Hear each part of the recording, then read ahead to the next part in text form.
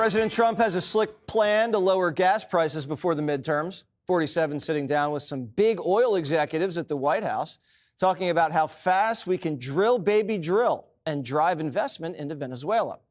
But first things first, President Trump kicking off the roundtable by inspecting the progress of his big, beautiful ballroom. We have many others that were not able to get in. I said if we had a ballroom, well, I got to look at this myself.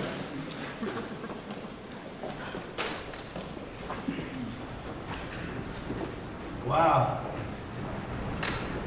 What a view. This is the door to the ballroom. One of the things the United States gets out of this will be even lower energy prices. We have people now getting gasoline for $1.99, $1.96, $1.95, $1.92 yesterday, somebody. And it used to be $3.50, $4, $5.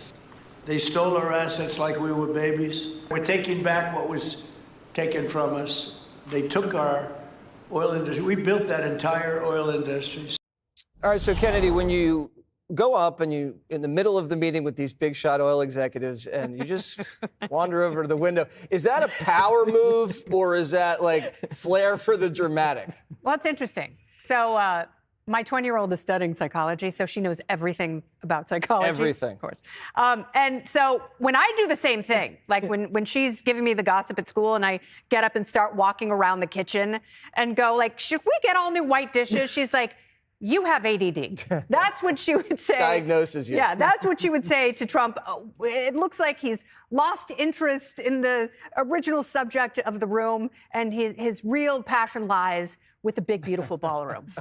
We have gone so far, Jessica, from the big scandal where Cheney meets with oil executives in secret to the president literally having all oil executives in the White House with cameras there. Yay. It is more transparent in that sense, though there's a big lack of transparency, red flag going out, or the flares going up, that he has declared that he will personally control the proceeds from the oil and will decide what goes to the Venezuelans and what goes to the Americans. And Congress, again, I don't want to sound dull by saying Congress has the power to appropriate funds, but it's another unconstitutional move that he might be in charge of this money, more state capitalism, like taking 10% of Intel. And these executives, you know, of course, for the cameras, everyone wants to get along, you know, act excited about all of this. But there's a big article in the FT where they had an oil executive saying, quote, no one wants to go in there when a random effing tweet can change the entire foreign policy of a country. Yeah. So not Funny, sure. I was reading the FT earlier. That's the Financial Times. Well, I don't know how to read it, actually, so I don't know. The tweet in the FT really worries me. No, I actually was reading it, and it's I didn't know you had colored. access to it. I actually get it delivered to the house. Do you? Fox That's expensive. Yeah. Oh, okay, that's why. But they were saying that people are crawling all over themselves to get in on the action. I mean, this place is a gold mine, liquid gold and real gold. So when you detail where the money's going, where did you think it was going before Maduro was captured? It was going to a corrupt Maduro regime. Sure, I just don't want it to go to a corrupt American regime. I want him to give it to Congress. Well, oh, yeah, Congress isn't corrupt. They definitely know how to spend the money. Okay, so just a couple of things.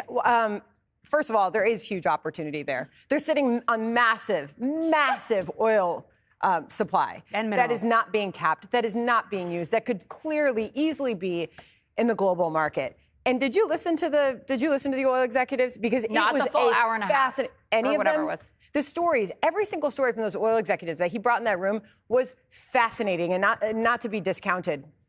Those oil executives, some of them detailed raising their children in Venezuela. This is where they cut their teeth in the oil industry. There was another oil executive who said he currently has 1,000 Venezuelans employed all over the world because they had to flee Venezuela. And they are excited about what is happening to go back to a free Venezuela eventually, hopefully. So this, I mean, there was individual stories that certainly the White House should probably be putting more out there than they do. Also, they should be talking about the price of oil and gas. I mean, Larry thinks that we're not talking about this, not our good friend Larry Kudlow. I mean, gas is now $2.80 as a national average per gallon. That's incredible. It's down 28%. Sorry, gas is down 10% since Trump took office. Oil prices are now down 28% since Donald Trump took office. This makes America better. This helps us transport goods easier. This will eventually lead to lower prices, and it already is contributing to lower inflation. Greg Gutfeld, what say you? Talking about gas prices now for a Democrat is like talking about guys in dresses like last year. They just don't want to hear it. Jimmy Panetta, a Democrat, claims that too much oil and lower energy prices is bad for America because it creates instability abroad, which leads to insecurity here. Oh, my gosh. Think about that. Only a Democrat would come out against cheap gas. Did he get his economics degree at Costco? Yeah, probably. But I mean, what is he going to come out against affordable food and medicine prices? But it shows you that the mantra of affordability was just a mantra. They talk about it, but Trump actually delivers it. So it's just, I guess they just don't have an argument for it. But Trump has this great filter. It's not neocon. It's not isolationism. It's what's best for us. And the funny thing is, the world understands it because they would do the same thing. Our adversaries and allies alike would go like, yeah, they're the most powerful country in the world and they want to stay that way. But it's our media and our establishment Democrat politicians who don't, because they don't believe America deserves it. They can't say what's best for America because we're, irredeemably racist and irredeemably oppressive. We don't deserve anything but punishment. Jessica, you just said you didn't want the oil to go to a corrupt country. You were talking about America. I want the oil to come here. Corrupt man. Well, the whole country isn't corrupt. No, but the point is, he doesn't get the oil. We get it. Jessica. Yeah. No, the money. But he's not taking the money either. But what will I think Kamala his do? crypto account would say otherwise. Do in 2028? Will she give it back to Venezuela?